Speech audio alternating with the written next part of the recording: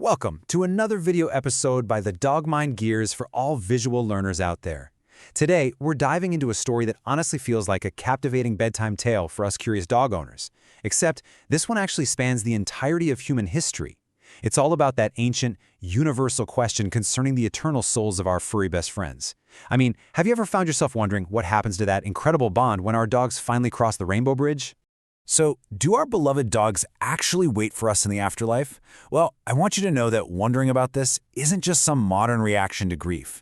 No, it's actually an incredibly profound, ancient belief that's been shared by civilizations all across the globe. Literally, from the dawn of recorded history, humanity didn't just see dogs as pets, They saw them as sacred, vital guardians of the afterlife. It's just such a fascinating concept, and it really binds our entire human experience together across both time and geography. Section 1. Ancient Guardians of the Afterlife. Okay, let's dive into this. Why did ancient societies fundamentally believe that dogs possess this unique ability to safely navigate the treacherous realm of the dead? Well, on one side of history, we have the Egyptian dog-headed god Anubis. And then on the other, there's the Greek goddess Hekate. What's absolutely fascinating here is their historical evolution. Originally, both Anubis and Hekate were actually worshipped as deities connected to childbirth and fertility, literally the beginnings of life. But as the whole concept of the afterlife evolved, their roles underwent this massive symbolic transformation. They became highly venerated guides of souls in the underworld, and crucially, they were always accompanied by dogs.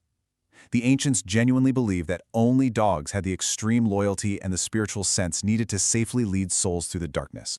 And this brilliantly illustrates how entirely separate cultures, separated by massive oceans and centuries of time, independently developed parallel dramatic tales of dogs as divine protectors.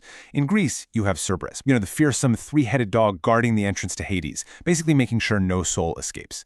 But then, over in Aztec mythology, we see Xolotl, a dog god specifically tasked with guiding deceased souls past all these treacherous underworld obstacles. Despite the immense geographical divide, both cultures fundamentally understood dogs as creatures capable of bridging that immense gap between the living and the dead. It's an incredibly beautiful, shared human mythology. Moving on to Section 2, Dark Omens and Folklore. Now, what's really interesting about this next part is to provide a truly balanced historical overview, we kind of have to look at the shadows as well as the light. Over time, these majestic guardian myths started to splinter into tales of ominous spiritual companions. For example, in Central American folklore, there's a mythical dog-like creature known as the cadejo. Notice how it perfectly embodies duality. It comes in a good form, acting as a protector, but also an evil form, actively luring individuals to their demise. This is incredibly similar to the European legends of the black dog, or the hellhound, which have persisted throughout history as ghostly omens of impending doom. These myths symbolize death across completely different folklore traditions, and they heavily shape our modern understanding of dogs as complex, spiritually attuned creatures that sort of walk the line between realms. Which brings us to Section 3, Unearthing the Physical Evidence.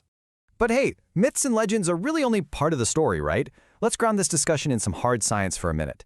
The fascinating findings of Dr. Eric Turigi, an archaeologist and a total expert on ancient canine remains, actually prove that ancient dog burials weren't just random acts of disposing of an animal. No way. They were deeply, deeply deliberate. His findings show that ancient peoples made highly selective choices about which dogs were buried, based on very specific characteristics like size or color.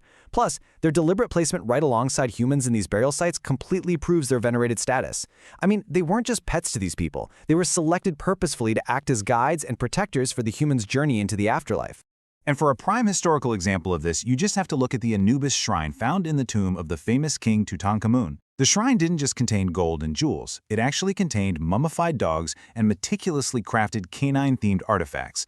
Now, this isn't just an artistic choice. It is physical, scientific evidence linking specific dog burials directly to ancient Egyptian afterlife beliefs.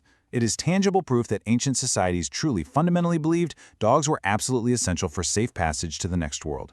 Let's move on and see how this builds across a historical timeline. You can basically trace this profound canine companionship right through the ages. We start off with the secretive Eleusinian mysteries in ancient Greece, where dogs played a deeply spiritual role. Then we move forward to the physical evidence of Tutankhamun's mummified dogs in ancient Egypt. From there, we take a huge leap toward the late 1800s, which is when the very first public pet cemetery was established. And finally, that brings us right up to the modern day, where we have highly personalized pet gravestones. This timeline brilliantly illustrates how our bond has evolved over the millennia. I mean, sure, we might not mummify our pets for the underworld anymore, but the fundamental human urge to honor them in death, that remains exactly the same. Let's look closer at this in Section 4, Modern Pet Cemeteries and Grief. Let's slow down for a second here.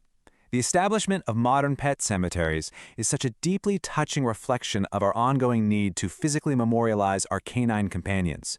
And when it comes to the psychology of pet loss, well, I am sure many of you watching can deeply relate. The grieving process for a lost pet can be incredibly intense and often quite prolonged. But what I really want you to take away from this is that such grief is completely valid. The intense sorrow we feel, it just highlights the vast emotional void that they leave behind. Throughout human history, from ancient rituals to our modern memorial gardens, we've always sought to validate this grief, finding solace in our shared memories and fundamentally honoring the incredible, unconditional love that they brought into our lives. So, the crucial point in all of this is that the notion of reuniting with our beloved canine companions in the afterlife has brought profound solace to so many grieving pet owners. This enduring hope absolutely permeates our modern culture. We see it everywhere, from popular, heartwarming movies like All Dogs Go to Heaven to serious religious discourse like the comforting remarks made by Pope Francis suggesting that animals may indeed have a place in eternity. It all comes right back to that enduring, universal human hope that we will one day reunite with our furry best friends. The overwhelming historical, archaeological, and emotional evidence shows that our bond with dogs certainly transcends the boundaries of life and death, which brings us to one final, lingering thought for you to chew on. While it remains a matter of personal belief, do you think dogs go to heaven? For more information, please visit the original source article by the award-winning dog publication Doggozilla magazine at doggozilla.com, as it's always a delight to learn something new for our doggies at Doggozilla.